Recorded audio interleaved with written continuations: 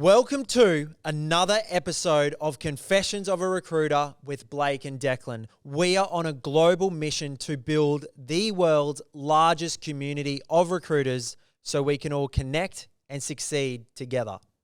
That's right. If you want to check out more of Confessions of a Recruiter, jump onto confessions.tv, subscribe to our bi-weekly newsletter, access merch, and if you want to chat to us directly, join our Discord at XR House with the links below. Now, we hope you enjoy this episode.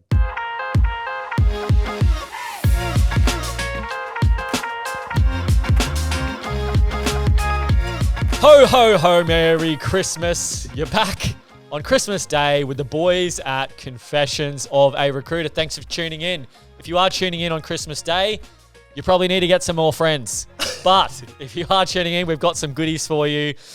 We thought it'd be a nice episode to reflect on what we've learnt for the year, some key takeaways. We've spoken to a lot of guests this year, done 46 episodes. So if you've listened to the 46, you'll probably know where we're coming from. But if you haven't, this episode is a good reflection on some of the really interesting and powerful takeaways that we've learned from a lot of recruiters that have come on and shared the way that they do BD, the way that their mindset works, how they prioritize and organize their day.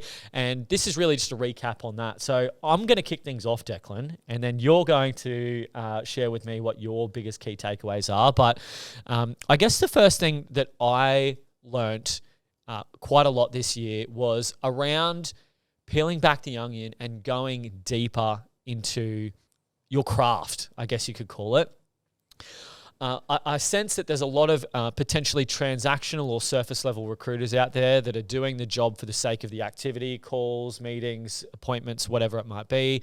But it's not until you start peeling back the layers and starting to dig deeper into your market, into why people are doing what they're doing.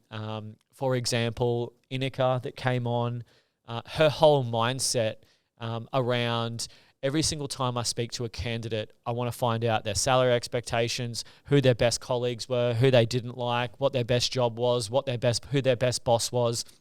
I want to get referrals. I want to build a dynamic list of other professionals to reach out to into my target niche.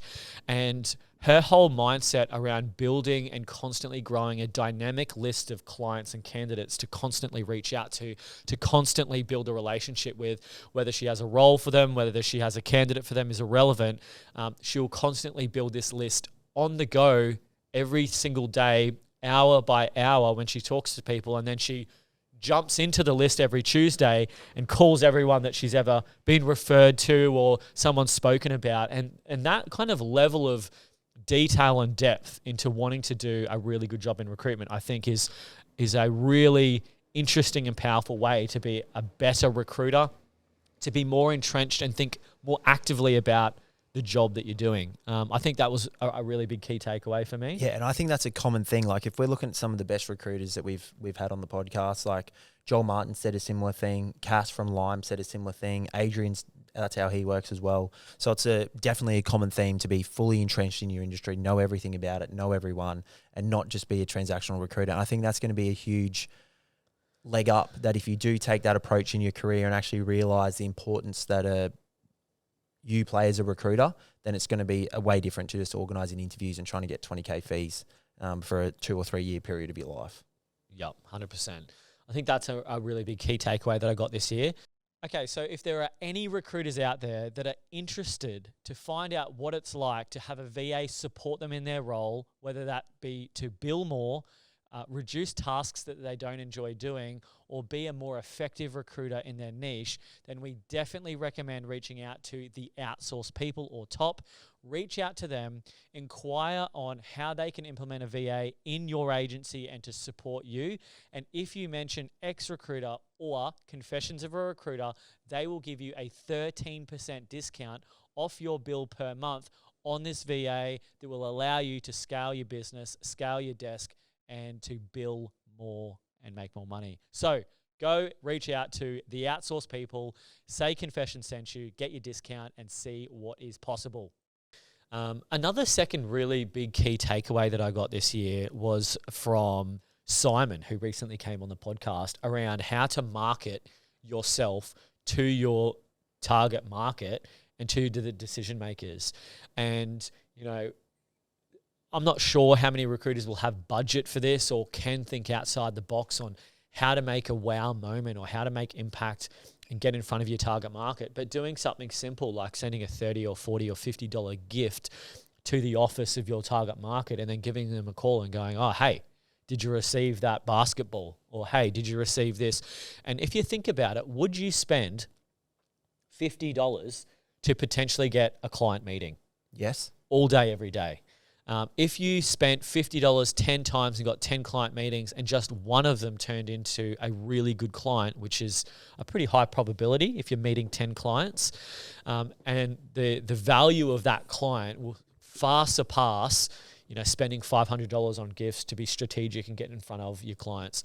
So I think being more deliberate and focused on how you get in front of your clients and really cherishing, you know, 10 or 15 clients and squeezing every bit of value out of them is far more effective than constantly having to do a new hit list and new BD list, chasing new business 24/7 and never giving yourself the opportunity to really build strong relationships with your existing clients. I'm only speaking probably from bias because that's maybe what I used to do in the past. Is I used to constantly be a BD machine and constantly go get new business. But when you start thinking about how can you build more value out of existing relationships that you've done deals with in the past, you can actually amplify your billings and be much more successful without the heartache of the peaks and troughs of perm recruitment by just really tapping into that existing network. Yeah, 100%. And because, you know, recruitment can be a little bit of a stale industry as well. So I think there's a big opportunity for look outside other industries. Stop focusing on what other recruiters are doing. Focus on other industries and what they're doing for client attraction, what they're doing for onboarding, what they're doing for sales and lead generation, because that's where the secrets are. Because recruitment's very much, you know, month to month, quarter to quarter, year to year, not much changes. You know, the commission structures are still the same that, you know, we spoke about what Andrew Banks created back in the 80s and 90s. So I think there's a huge market there. Obviously, you know, since us kicking off Confessions and doing, you know, this whole process over the last 12 to 18 months, it's, you know, a lot of new podcasts, recruitment podcasts, education pieces are popping up, which is awesome. But I think, yeah, if you're going to market yourself and be different, don't look at what other recruiters are doing. Definitely be looking at other industries and what they're doing well, and then bring it into recruitment, and then it'll give you a huge leg up. Yeah, I think I can't hammer home that point enough as well. It's about taking the best of every other industry and what they do well and bringing it into your own process rather than focusing on, oh, this guy does BD or his cold call pitch is really good. Like how can you think outside the box and find other avenues to add value for sure. What else? VAs, I think, are going to be a huge leg up. The right VAs is a big leg up. Like I've had two, I think, before working with Top, and it's just worlds apart. Like I've got my VA's already booked 2 appointments in his first 2 weeks, which is awesome. Off a cold BD list. So, you know, he's working with us at X Recruiter. So Ryan's doing a fantastic job, and, you know, getting the right framework and structure and realizing that they are a part of the team. It's not like an oh shit moment. Like, oh, I forgot, you know, Jenny's there. I better jump on, have a random call with her. Like, they're also human. They're also trying to run their day as best they can. It's just provide for their family, do everything we're all trying to do as well. So if you disregard them and just think you can jump on willy-nilly and, yeah, mate, find me some candidates, then they're going to fail. Like as if you